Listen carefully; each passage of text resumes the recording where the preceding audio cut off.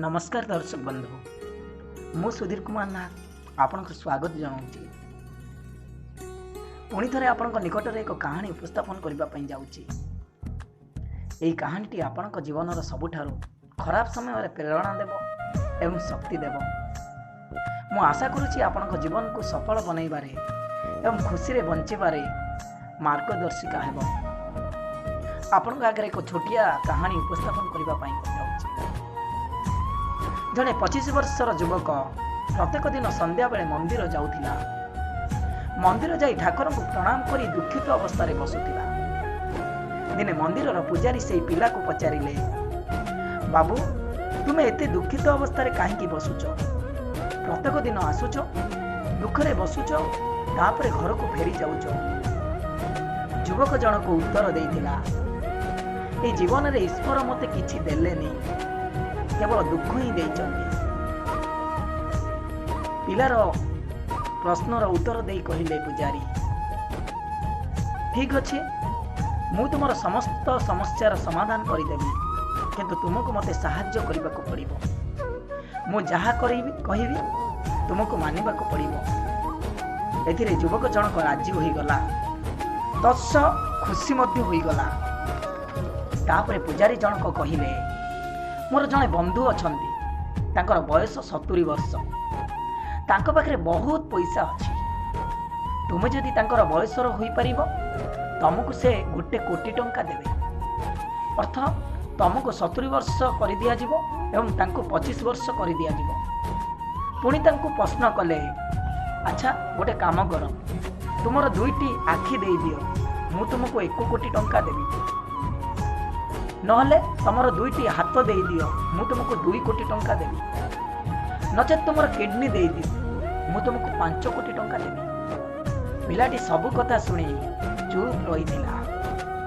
सर्वशेष रे मना करि देइथिला, हां मु एही कथा जे कोनोसी मनुष्य को पचारिले मध्य केही भी राजी हेबेनी। मु यहाँ निश्चय जे ए दुनिया रे कोनोसी लोक भी राजी हेबेनी।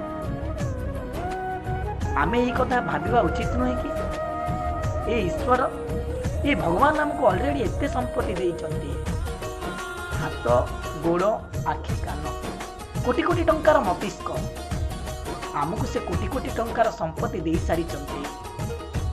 तथापि तापरे भी आम जीवन को युवक वयस को डाउट, नेगेटिव थॉट, चिंता सब बेले अभियोग रे काटी चलछ। ये कौन भगवान का अपमान नुहे कि? आउ जदि भगवान हमको सब किछि देई पारि थांते कि देई थांते, ताहाले बोधे मनीष बनैबारे कोनोसी आवश्यकता नथांता। आपण बोधे थरे एई कथा भाबी नाहंती। आपण को पाखरे हुए तो छोटिया घरटी थाई पारे, का पाखरे कुड़िया घरटी थाई पारे। आपण जेबे सेतिरे राति बेले सोउचंती, थरे भाबी देखो, आपण को परी लोक रेलवे स्टेशन रे 24 घंटा पड़ी रहिचंती खरा काकर वर्षा रे। आपण जेतेबेले 2 मुठा खाद्य खाउचंती, एमिति लक्ष लक्ष लोक अछंती जो मानको दिन रे मुठाए खाद्य खाइबा को मध्य मिलुनी। आपण थरे मंदिर बाहर बसुवा भिखारी को देखिचंती। आपण को पाखरे जो शरीर अछि, आखि अछि, गोड़ अछि, हाथ अछि, कान अछि, किछि लोक अछंती ताहा पई तरसु अछंती। सेमानको जदि जीवन रे गोटे आखि मिली जीवो, सेमाने कोटी धन्यवाद देवे ईश्वर। आम पाखरे जहाँ अच्छे से सब अन्य लोक स्वप्न, लोक तरसु अछंती ताहा पाई। आम पाखरे सब अच्छी, तेणु तार मूल्य बुझुनु। जहाँ पाखरे नाही ताको थरे बुझी देख। ए जिनिस पाई कौन आमे ईश्वर को धन्यवाद देवा कथा नुह? एते सुंदर शरीर देइचंती, एई बयस देइचंती, आपण आज एटी शांति रे सोई पारुचंती। थरे इराक ईरान देश परी मने पकांतु, प्रत्येक मुहूर्त रे सेठारे जीवन सह संग्राम चलीचे। आमे एक स्वाधीन देश रे शांति रे सोई पारुचंती। ए जीवन पाई कौन भगवान को धन्यवाद देवा कथा नुह? यार अर्थ नुहे जे आपण जीवन रे कोनसी प्लानिंग करिवे कि आपण जीवन रे पैसा आवश्यकता नहीं कि ड्रीम रखिबार आवश्यक नहीं, किंतु अभियोग करी निजर शक्ति को नष्ट करंतु नहीं। कि ईश्वर को अपमान करंतु नहीं। विश्वर सर्वश्रेष्ठ धनी बिल ग्रेट्स कहते गरीब हो जन्म होगा पाप नुह किंतु गरीब हो मरिबा एक भयंकर अपराध। कारण गरीब हो जन्म होगा सेटा आपण हाथ में नहीं किंतु गरीब रु धनी होगा यहाँ आपण हाथ में अच्छी। यार अर्थ नुहे कि आपण गरीब होती यार गरीब कहानी चारिआडे बुली बुली कहले आपण आपणकर जिम्मेदार उठांतु। जीवन जीवन सह संघर्ष करंतु, समस्या सह लड़ंतु, जीवन को परिवर्तन करंतु, जीवन को सफल रूप दियंतु। कारण समस्या जात हुए समाधान, समस्या जात हुए सफलता और समस्या सफलता संघर्ष ये हूँ ठीक गोटे कॉइन दुईटी पार्श्व भली। जोटी समस्या ना जोटी संघर्ष ना से सफलता ना यह समस्त को मानवा पड़े। तेणु आम जीवन में जिते भांगी पड़ुंट से सब जिनस मन पकड़ा उचित। ईश्वर आमको बहुत किसी आमको बास किसी जिनस प्राप्त करार अच्छी। आउ जदि सब जिनस मिल जाता ताहले विश्व कौन सी मनुष्य कर्म कर मनुष्य आलस्य भितर रही जीवन काटी था। यही कथा आपण के शुणी कि नहीं मु आपन को कहूची प्रत्येक मनुष्य कहे पैसा आए तो मैं कुछ भी करूंगा, लेकिन पैसा कहता है तू पहले से कुछ कर उसके बाद मैं आऊंगा।